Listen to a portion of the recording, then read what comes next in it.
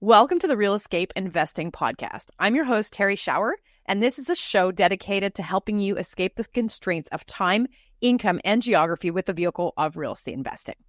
Our show today is about the 3 mistakes most real estate investors make when they initially get started and how to help you avoid some of those pitfalls.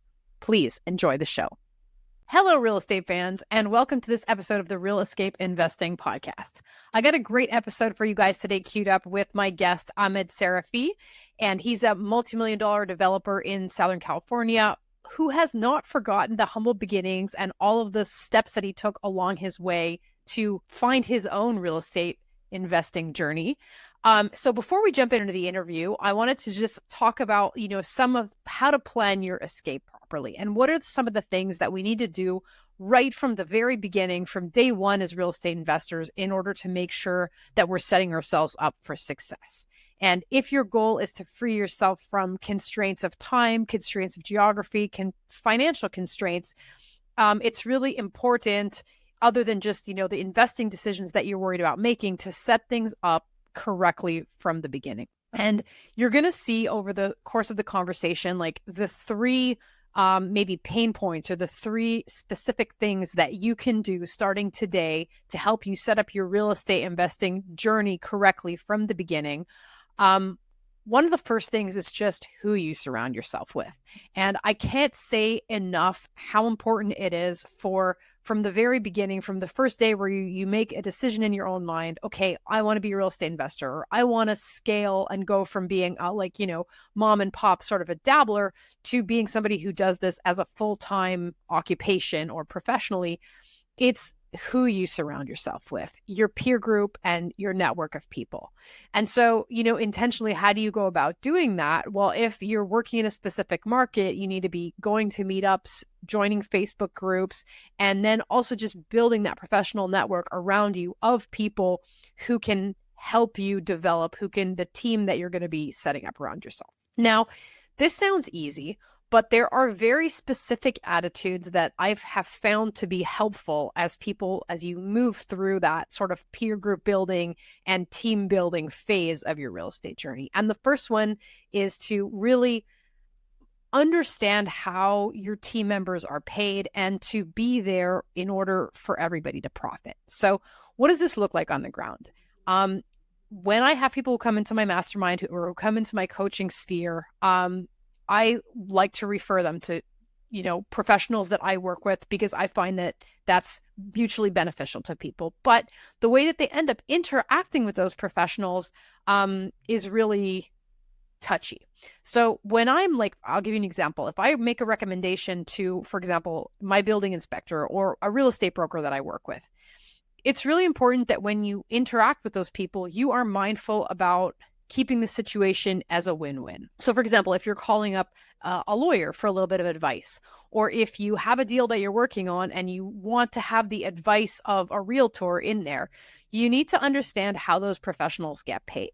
And if you're my philosophy is, when people call me, if they want to have a 5-minute conversation on the phone, it's not on the clock, and I'm very happy to share my information. But what really rubs me the wrong way when I'm giving advice is when people are sort of taking that time, and there's not a moment at which they're like, oh, I'm taking up Terrie's time. She's a professional. At what point do I need to start paying her? And I think the realtor example is really amazing in this sense, because I think very often, if you got connected to a high value realtor who's going to help you make the perfect next move in your investing journey, and you're just kind of wasting that person's time on the phone and not being mindful of what that person's time is worth, that relationship is going to go nowhere fast. And so how to manage this is to say, okay, I know how realtors get paid. They get paid when they make a deal. So when I'm talking to this person, do I have any intention of making a deal with them? Do I have any intention of doing business with them in a way that's going to be lucrative to them?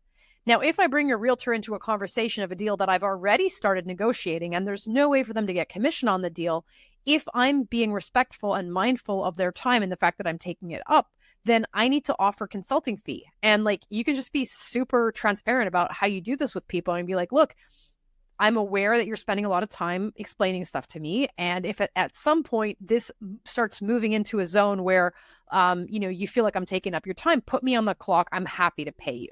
And that's really a way of making sure that you're managing and not burning those professional relationships of people around you. The other thing is in terms of mentors and coaches and people who are maybe a bit further along their journey than you. One of the things that drives me bananas is when people come into my ecosystem and they take up my advice, or I spent half an hour explaining something to them and they're either not grateful for the advice or they don't implement a single thing that I say. And if you want to burn out a coach or a mentor as like really quickly, the best way to do that is have them spend a lot of free time. Like, don't pay them for their time, have them give you a ton of advice, and then either argue back or don't implement a single thing that they said. And like, that drives me so nuts that if I have this kind of a person come into my ecosystem, I don't want them around me, even if they're paying me for my time. It's just such a source of frustration for me to spend time and emotional energy to invest that coaching energy into someone and have them not be coachable and not maybe give me positive feedback or follow through on any of the advice. It's extremely frustrating. So like, as you're building the networks, as you're trying to set yourself up right from the beginning, you're trying to build those teams, build that network around you that's going to help you succeed. You need to be really mindful about how you take up people's time and what's going to allow that network to feel good about you and to keep you in the room, as opposed to sort of moving you over off the side. Another thing that's so important about setting yourself up right is to invest in coaching, invest in acquiring some kind of knowledge that's going to kind of set you apart and allow you to create value for yourself as an investor or for some of your investing partners. We talked about that last week. If you want to refer back to the episode from last week, I did a whole show on this, so I'm not going to go into it in big depth today. But that as you're vetting some of those sources of information, you really want to be getting a vibe from the person, from the coach, from whoever it is, that they're out for you. And they're not out, to scam you. That's the absolute worst. They're not out to sell you expensive coaching and then not follow through. Or they're also in it to make themselves look good, or, to be showing up on Instagram with all sorts of flashy stuff and not necessarily be super invested in the results, in the value that they're providing for their students. So obviously you need to get yourself some coaching. You need to invest in increased knowledge, which is going to help you scale your portfolio, build your business in a more effective way. But be very careful about how you end up vetting those people. So without stealing any more thunder from the episode with Ahmed Sarafi that's coming up, let's just jump right into it. Hello, and welcome to this episode of the Real Escape Investing Podcast, the show that helps you escape the geographic, time, and financial constraints associated with normal life these days through the vehicle of real estate investing. Ahmed Sarafi is joining me today. Thanks so much for being on the show, Ahmed. Hey, Terrie, how are you doing? I'm great, thanks. So Ahmed is active in Southern California. He's a developer and an investor, real estate investor. And we're going to just have a real quick, great conversation today about getting started right. So, Ahmed, he will tell us a little bit. I think it's going to be my first question of just like, where are you in your journey? And when I read his bio, I was like, wow, this guy's like so far ahead on the journey. I can't imagine what he must have done to get there. And he said something that I absolutely loved, which was, it might look like I'm far ahead, but I still remember those first steps that I took. And my mission is to help people get those steps right. So Ahmed, why don't you just give people a little sense about like where you are, what you had to do to get there, and what they need to do right to not mess up their real escape journey. Yeah, for sure. So I've been in the full-time active commercial real estate business for the last 17 years, right? So the business was started in 2007 when we sold our business and started investing into multifamily. And that's where it all started. And now, 17 years later, I am actively developing in the process of land that I own that is going through the development and entitlement process right now of over $300 million worth of real estate projects, spanning from here in Southern California, going all the way out to Dallas, Texas, and in between. So building multifamily as well as small and medium-sized industrial properties. And I'm also in the land entitlement and sale game as well. Okay. So like I said at the beginning, it sounds like you're pretty far along your journey. And if you can like back the truck up to 17 years ago when you started out in the industry, what does that look like? And what kind of things do you see people maybe doing wrong? And what kind of things might you wish you'd have done right? Or how could people avoid some of those pitfalls that are there at the beginning? I think the very first thing that someone needs to do when they want to get into the real estate business, whether they're investing, developing, they're a professional, they're a broker, they're a sales agent, they're a buyer's agent, whatever it may be in the real estate arena, you need to get with a group of people, get with a mentor, get with a collaboration of people that will direct you and guide you in the right way. I fortunately was a commercial real estate broker when I started investing 17 years ago. So I was automatically surrounded by a bunch of professionals and I was getting all the right information, right? Now, if you're not surrounding yourself with the right people from the very beginning and being intentional about weeding the right ones out, weeding the wrong ones out and keeping the right ones in, you're going to put yourself at a disadvantage, right? So from the very beginning, go out, analyze, interview people, go to meetups, create relationships, listen to what they have to say, have those conversations, but surround yourself with the right people. So if I, for example, Terrie, if I wanted to get into the real estate business up where you are in Canada and I knew you, I'd be like, okay, Terrie, I want to get into the real estate business. I want to invest. I want to broker. I want to be a professional in this arena. Please guide me. Tell me where I should go, maybe some associations I should join, maybe go to some local meetups and meet the right people, but please show me the right path to get into this so I am not taking the missteps and surrounding myself with the wrong people, the kind of people who are going to take my money, the type of people who are going to scam me, the type of people who are so ego-driven that they're going to give you the wrong information because they just want to hear themselves talk, right? So it's all about surrounding yourself with the right people from the very beginning.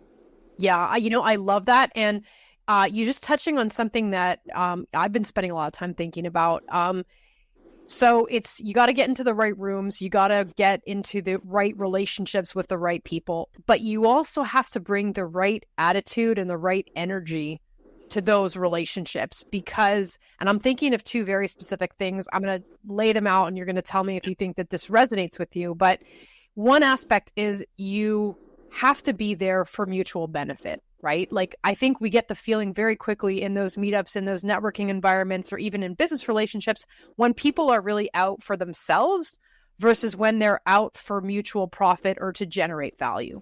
And I'm thinking very specifically, like I had a mastermind group. We actually just ran it at lunchtime today. And, we were talking about, working with competent real estate brokers. And like one of the guys in the group, asked me for a reference to one of my brokers that I work with. And it sounded to me like the deal he was referring to, like it didn't sound immediately like the broker was going to get paid. And so then I got worried and I'm like, all right, like I'm going to give you my broker's reference. And this guy's gold. Like I love him. I run all my stuff through him, but I don't want you to waste his time. So you got to be mindful of how is that person getting paid. And so don't just call them up and take up an hour of their time. Like either be aware that either you got to do a deal with him or you got to be upfront and be like, look, I have a deal already. I want you to help me. Can I pay you a consulting fee? And yes, what's a fair amount?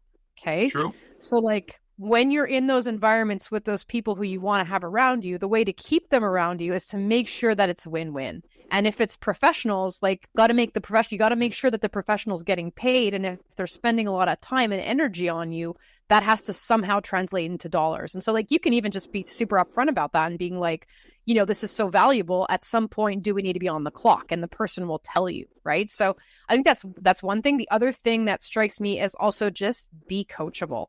And I'm thinking of, another client that I have for who I'm doing some brokering work at the moment. And like, when you work with me as a broker, you're an investor who wants to grow their portfolio. Like I'm going to really hand carry everything for you to make sure that you're making the right decisions. I'll run the numbers. I will spend half an hour on the phone arguing with you to prevent you from making a bad decision. I'll give you my property managers. Like I will do everything. And in this particular case, the person just did the opposite of everything that I told them to do. And so like, I'm at the point now where I'm like, okay, I don't really feel like investing anymore in this person because they're just not being coachable. And so as you go about surrounding yourself with people, be aware of where they are in their journey. And if they're further ahead, really every time that they give you some advice, it's like, thank you so much. How can I implement this? If you're arguing back or you're taking up an hour of their like free coaching time because they're taking a mentorship interest in you, the least rewarding thing for a mentor is when the person takes up your time and you've like put energy in and then they don't listen to a single thing you say. It's like, it drives me nuts. But like, as you're building that network, I think it's just, those are two things that are, it's just so important to be mindful about. I agree 100% because there needs, like you said, there needs to be a win-win situation. And a lot of times I spend between $50,000 and $100,000 a year on my mentorship programs and my coaching, right? Meaning I spend this money to be in a program and I spend this much money to be coached, right? Because there are people out there who are, doing it better than I am, and I want to learn. So I also always want to bring value. So if you spend a little bit of money to join a program or to be in a group or in your mastermind, Terrie, or even if it's for free, what value are you bringing to the other people? Even if you're new in the business, what are you bringing? Maybe you're a top-notch CPA or an accountant, or maybe you're in the trades and you have a carpentry or a framing business. Whatever it may be, what value are you bringing to people? Because if you are in an exchange and they're giving you information and guidance, what can you give them in exchange, right? Whether it's a referral, a relationship, or even a bit of information that will help their business, right? So always think of it as a two-way street, because a lot of these people will go in there, they will take, but they will never give. And people recognize that really fast, and they will be definitely sidelined and marginalized for the remainder of their career, because people know that all they do is take and they never give. Absolutely. And even if like the simplest thing is, even if in a particular interaction with someone, like not necessarily someone who you have like a super developed mentorship relationship with, but like if it's just, someone you spend 15 minutes talking to at a meetup and they share a piece of wisdom with you that, allows you to advance, or it's someone who's more advanced and they're spending that time, taking that time to help you along, the very minimum is to say, thank you for the feedback, and like allow the person to feel a little bit of gratitude that they took the time to explain it to you. Because like that 15 minutes, they could have spent giving that value to someone else, and you were lucky enough that they gave it to you. So even if there's no money changing hands, the very least you can do is to be grateful for the feedback and be coachable. Right. 1,000%. Like, one of my mentors is the king of handwritten notes, right? And so we always handwrite notes. Thank you for your time. I appreciate it. Thank you for your purchase. Thank you for great meeting you. But just spend a few minutes, pay for that 75-cent stamp or 50-cent stamp, whatever it may be, and send them a quick little note, because that little note of just thanking somebody for their time and their effort goes so far, because no one else does it. No one takes the time to do it. Yeah, totally agree. So you mentioned, getting around the right people as a step that is just really an accelerator on your path towards real estate investing success.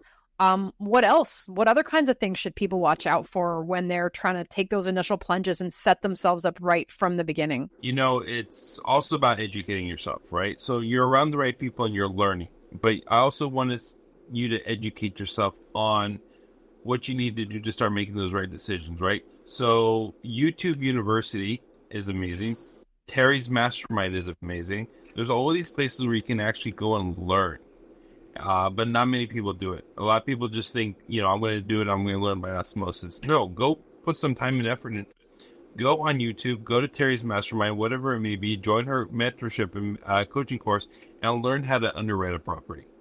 Learn how to, have a sales script when you're working with buyers and sellers, right? Learn how to go and estimate and get 3 bids from a contractor for a renovation, and learn what to say, what questions to ask, and what due diligence you need to do.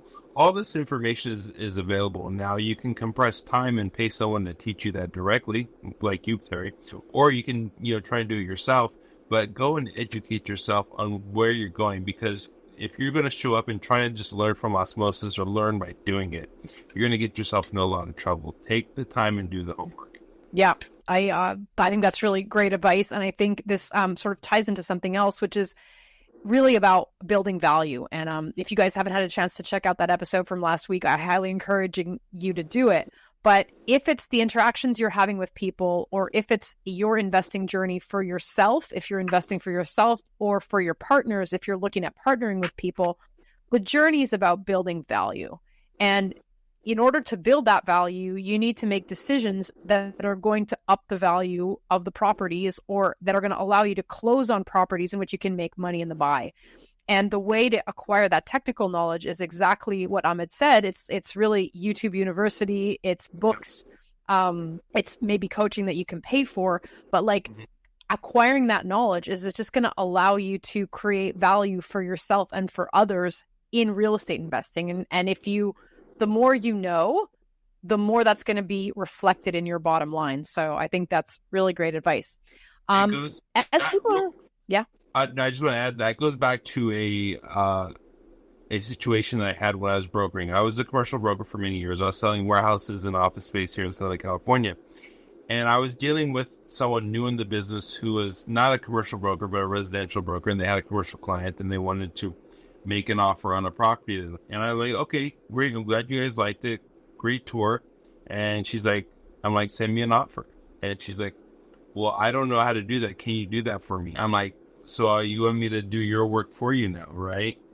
Now she could have says, hey, I've never done this before. Can you guide me, et cetera, et cetera. But she just straight out asked me to do it for her. And in my mind, I'm like, there's a lot of people in your office that could guide you. There's, resources you can go and look into and do the homework to learn how to do this. But you're just coming in and asking me to do it for you, meaning you're not putting the time and the effort into the work. And when you show up like that, people recognize that, and it really, it harms you. Do the work. There's no shortcuts. There's no, magic pill. There's no way of getting around any of this that we're doing. You have to. Or at the very minimum, offer to give you a bigger chunk of the commission or pay you a referral fee, because she's going to be doing you're going to be doing some of her work, right? So that might have been another strategy she could have used to let you walk away from it with less of a bad taste in your mouth.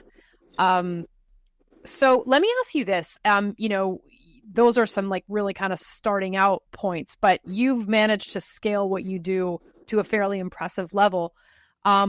What has allowed you to do that? What about your setup allows you to go from, I'm assuming you started kind of like mom and pop small investments and then scale that to something much larger.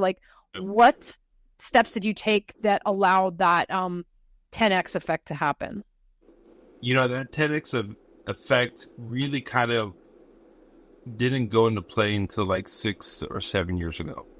And I was sitting down having lunch with a general contractor. I was doing some work for him. He was building a big $50 million project, and we became friends. We're having lunch. And he was the one that got me on my personal development journey, right? And we were having lunch, and he suggested to take a Clifton Strengths Finder test. Now, if you've never heard of it, you can go online, you can take a test. There's a few other ones like it. And he's like, go take your Strengths Finder test. I'm like, what is that?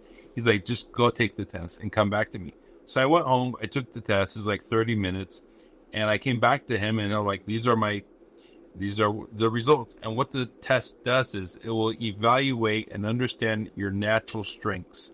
So if I'm naturally good at swinging from a tree and hitting golf balls, it's going to tell me I am naturally good at swinging from a tree and hitting golf balls, meaning I should go into business swinging from a tree and hitting golf balls because it's going to be naturally good for me. But my number one strength was a connector, right? I'm a natural connector of people. So I'm like, here's my strengths. I'm a connector. He's like, yeah, you are a connector. I'm like, what are you talking about? He's like, you don't see it? He's like, no. And I'm like, explain to me. He's like, Amit, you connected me with this person, and this person effortlessly. You've done all these other things effortlessly because they're so natural and easy for you to do. You naturally excel in them, right? So if you're able to figure out what you're naturally good at, whether it's accounting or communication or leadership or, being empathetic, whatever it is, then you can take that and roll that into your business and really excel. So I took my natural strengths and I applied them and doubled down into my business. And that's what really took me to that 10x effect, because now I was naturally good at so many things. It was so easy for me to excel in those areas. It all not only took me, but my business to that level, right? And then I also realized what I'm not good at, and I stopped trying to do it and stopped trying to force it. And then I had other people who are naturally good at it do it for me, right? So it's like, don't fight the tide, right? Don't try and swim upstream. Find what you're naturally good at, apply it to your business, and watch yourself grow exponentially, effortlessly, because to you, it's going to be like breathing. It's going to be so easy. It's going to come to you naturally, and you're just going to excel in it, right? Now, if you try and fight those things that you're not good at, it's just going to take time, waste time, and set you back. Man, that's so fascinating. Like, as you were talking, I just had, the thoughts of like some of my students pop into my head of thinking, it's like as if I'm able to see what their superpower is, but it's like they don't see it. And, if they were able to see that and then leverage that and stop trying to, put a square peg into a round hole with something that they're maybe less good at. Like I have, multiple people around me who I'm like, you just need to hire an admin to take that burden of bookkeeping and billing and like all of that administrative stuff. Like, you're not good at that. Stop doing it. Hire someone. And then, there's like the struggle of they don't want to spend the money or they're not comfortable delegating. But like, I think that's really good advice. And like, I'm curious, how did you then do your setup, right? Because like, I can imagine taking this test and, I have certain capacities that I think I'm good at explaining stuff. I'm good at educating. I'm good at making things simple for people. I'm good at systematizing. But how do I then build a business or build a real estate investing practice around my strengths? Because it's one thing to know what they are. It's another thing to be like, okay, how am I going to set up my business or my professional activities so that I'm only playing to my strengths? Because I don't think that's immediately evident to people. It is not. No. Now, real estate is such a wide business, right? There are so many avenues in real estate you can get into. You can get into investing, developing, contracting, escrow, title, sales, leasing, consulting, financing, mortgage, brokers, all this type of stuff, right? There's so many avenues you can go down in real estate, right? So when you first got to pick a lane that you like, pick a lane that you enjoy doing, right? Because if you're going to try and fight the tide, like I was telling you, you're not going to make progress. So like me going into financing and underwriting, can I do it? Yes. Am I good at it? I'm fairly good at it. But to me, it's not my strong suit, right? I'm not going to force myself down that. I'm going to go down a lane that I enjoy. And I enjoy investing and developing, right? Because I learned from a very young age and I was able to understand and recognize that I'm really good at taking a lot of pieces and putting them together to have a final product, right? Whether it's putting an engine back together in my garage, ripping it apart and putting it back together and rebuilding a car, or finding a good piece of dirt and finding all the bits and pieces I need to take that from a piece of dirt to an actual development. I realize I have a strength in putting things together and I really enjoy that, right? So it's all about, going back to that strength and doubling down on it and picking a lane in real estate and then finding the best way of getting there.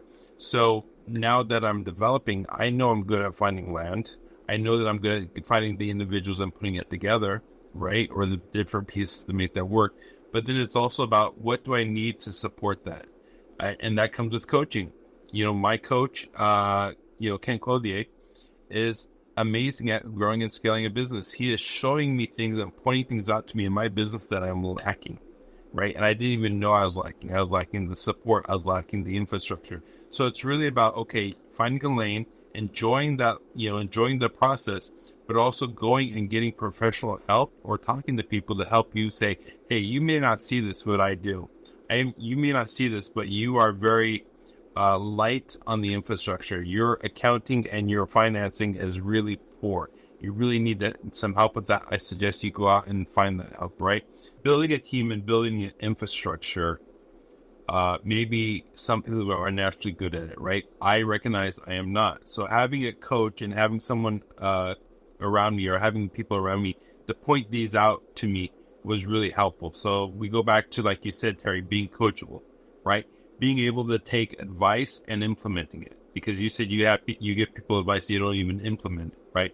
Well, why would you not implement advice from a from an industry veteran who's done $1 billion in transactions. Of course, I'm going to take your advice. So if they tell me, hey, your business is lacking the infrastructure and you need to hire a project manager, you need to hire an outside bookkeeper to keep your numbers straight, you need to go and have twice annual financial checkup with your CPA, right? These are things that I did not see, but it was because of hiring a coach or having these people around me, and they were able to see the inefficiencies in my business and pointing them out to me, that I was able to go back and then create that structure that I needed.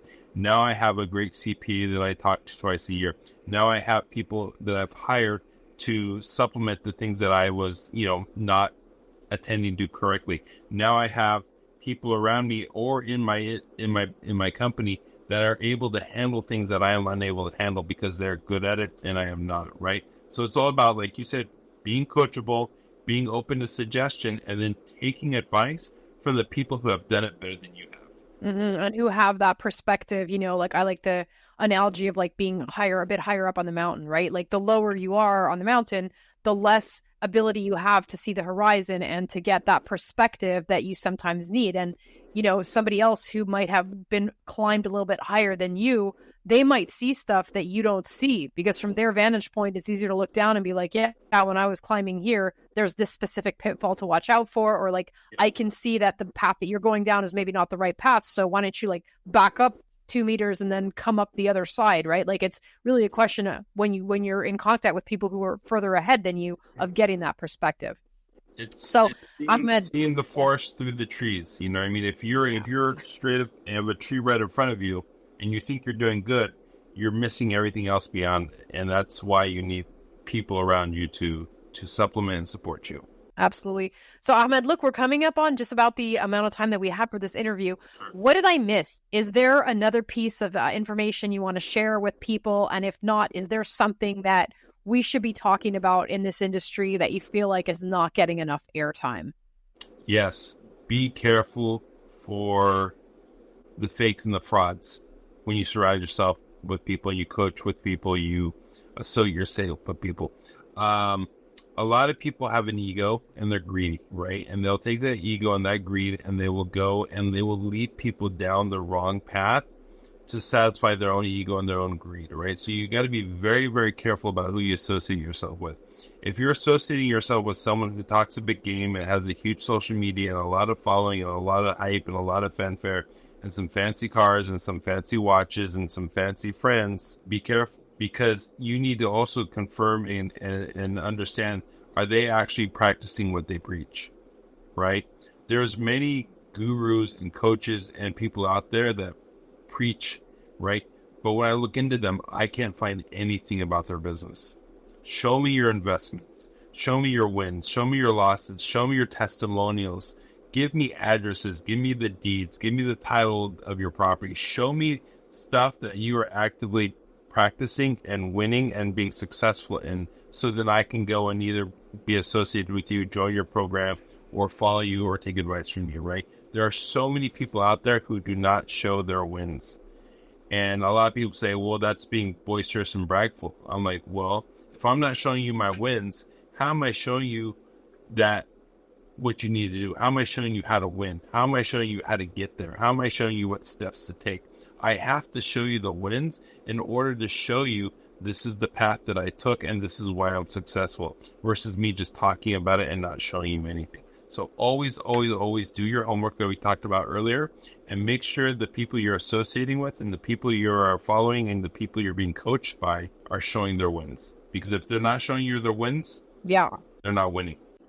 I think that's really, really great advice. And I want to just add to it a little bit. Again, I was having a conversation with my business partner in our coaching business. And, we're talking about like what, let's say, our business does a little bit different from other people. And, one of my pet peeves in the industry with a lot of the coaches and the gurus and, the Insta famous people with the jets and the bling is I feel like a lot of people who are up on stage or who are broadcasting from the social media pulpit, like they're in a sense doing it to make themselves look good or to stroke their own egos. And maybe this is a bit more subtle than what you're talking about. It's not deliberately scamming necessarily, but like someone who is coaching, they need to be out for you. they're not like, obviously you help someone, it makes you feel good. Like, that's why I like to coach, because it makes me feel good.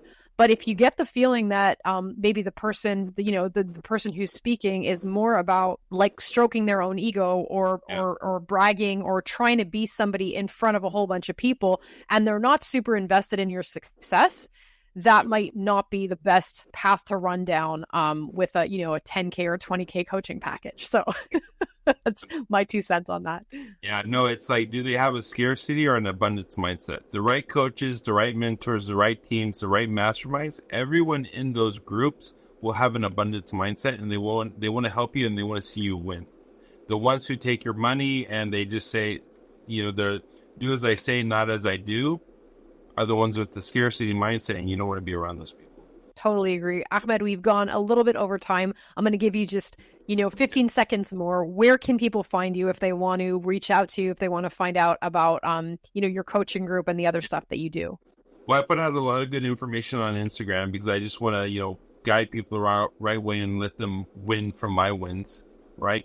And so the best way is just follow me on Instagram, which is Ahmed Builds Better. Awesome. Ahmed, thanks so much for sharing this time with me and sharing your wisdom and experience with my audience on the Real Escape Investing podcast. Thank you.